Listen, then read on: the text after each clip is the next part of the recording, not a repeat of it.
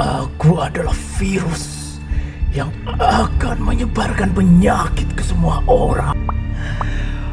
Aku akan menginfeksi orang lain melalui mata, hidung, dan mulut mereka.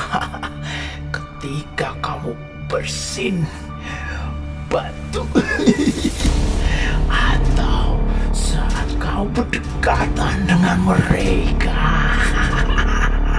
Inilah contoh batuk yang salah. Yang pertama adalah batuk atau bersin ditutup dengan kepalan tangan. Yang kedua, batuk atau bersin dengan tangan.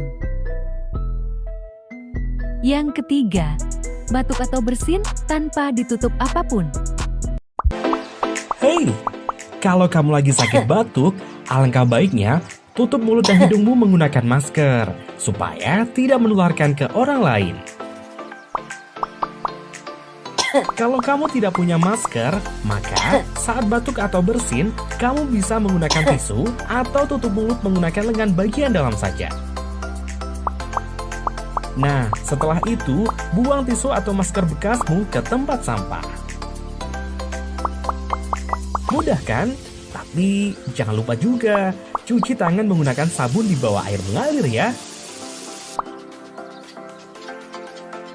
Ingat, lakukan juga social distancing dengan menjaga jarak 1 meter dengan orang lain.